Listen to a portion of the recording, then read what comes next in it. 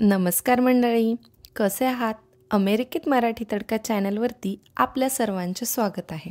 आज आम्ही गेलो होतो एका गार्डनमध्ये आणि ते नेमकं काय होतं, त्याच्यामध्ये काय विशेष होतं हे तुम्हाला कळेल या व्हिडिओमध्ये. त्यामुळे व्हिडिओ शेवटपर्यंत नक्की पहा. घरापासून जवळच हे लेक क्रॅबट्री हे कॅरी नॉर्थ कॅरोलिना येथील 520 एकराचं जलाशय होतं. चला तर मग म्हटलं पाहूनच घेऊया नक्की आहे तरी काय. तिथे गेल्यानंतर गाडी पार्क केली आणि बाहेर आलो तर एंट्रीला असा सुंदर देखावा होता. तिथून थोडे पुढे गेलो तर त्यांनी ह्या पूर्ण जलाशयाचा मॅप आपल्याला ते जलाशय समजावं आणि आतमध्ये गेल्यानंतर नक्की कुठे जायचं आहे हे कळण्यासाठी त्यांनी बाहेरच ब्लॅक ग्रीन वे असा हा मॅप लावलेला होता, ज्याच्यामध्ये तुम्हाला त्या पूर्ण जलाशयाचा अंदाज येऊन जाईल की आतमध्ये नेमकं काय आहे. आणि मॅप पाहिला आणि पुढे गेलो.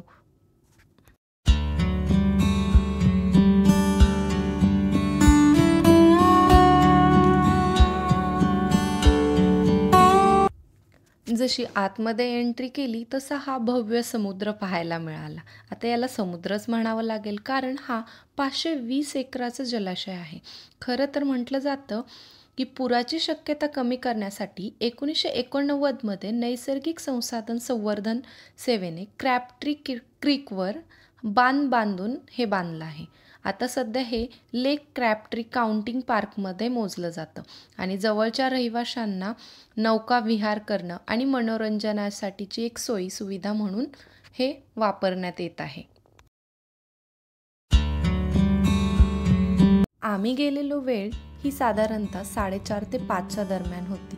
सायंकाळची वेळ होती आणि हा पाण्याचा शांत प्रवाह मनाला अगदी आकर्षून घेत होता. मग न थांबता आम्ही देखील पाण्याच्या बाजूने ओढले गेलो.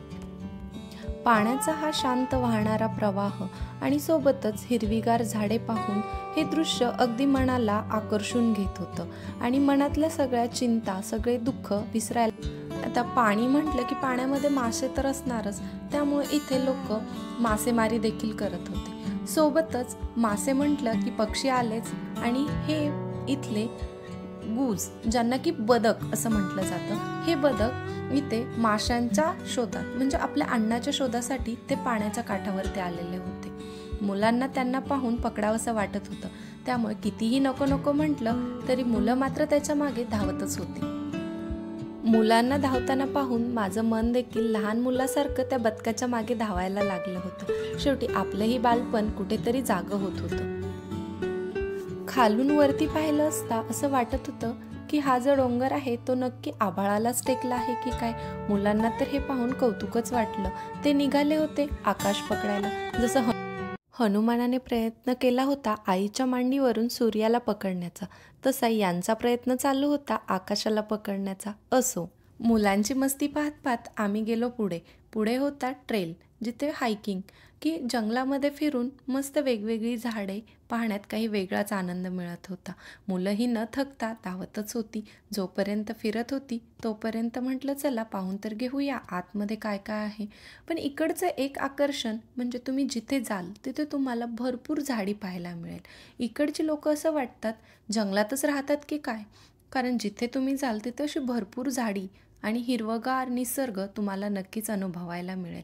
दिवसभराचा कामाचा कंटाळा जर घालवायचा असेल तर लोक आवडीने संध्याकाळी या ठिकाणी येत असतात.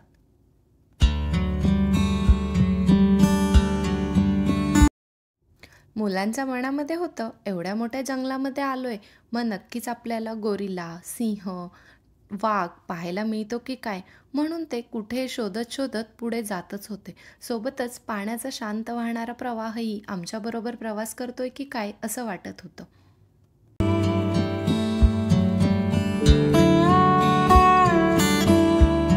बरेचसे लोक इथं सायकलिंग करण्यासाठी देखील आलेली होती.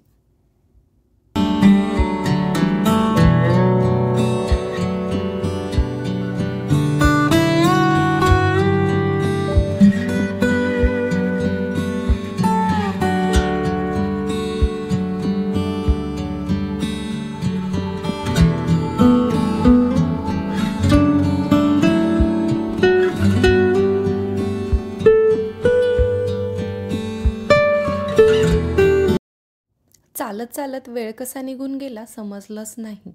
जसं जसं पुढे जात होतो तसं असं वाटत होतं की आणखी चालत राहावं, आणखी हे निसर्गाचं सौंदर्य अनुभवावं.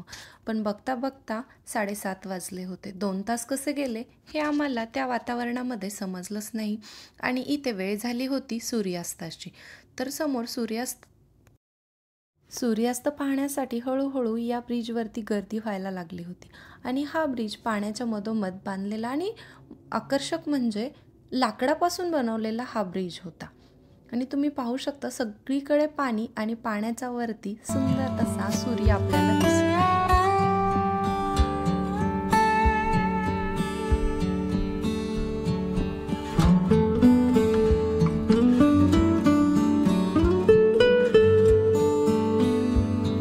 म्हणतात ना, प्रत्येक गोष्टीची वेळ ही ठरलेली असते.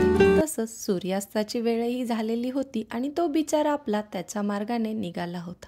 पण मनामध्ये जीवनातील एक कठोर सत्य अगदी डोळ्यासमोर येऊन थांबलं होतं. माणसाने आयुष्यात कोणतीही गोष्ट कितीही कमवली, कितीही पैसा कमवला तरी कोणत्याही गोष्टीचा गर्व कधी करू नका. कारण जसं ह्या सूर्याचा अस्त ठरलेला आहे तसाच मानवी जीवनाचाही, आपल्या आयुष्याचाही अंत एक ना एक दिवस होणारच असतो.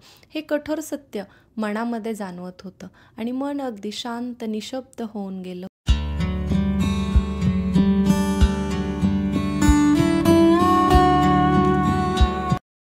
चला तर मग मंडळी, कसं वाटलं हे जलाशय मला कमेंटमध्ये नक्की सांगा. आणि व्हिडिओ आवडला असल्यास लाईक करा, शेअर करा आणि आपल्या चॅनलवरती नवीन असाल तर चॅनलला सबस्क्राईब करायला विसरू नका. चला तर मग भेटू नवीन व्हिडिओसोबत. धन्यवाद.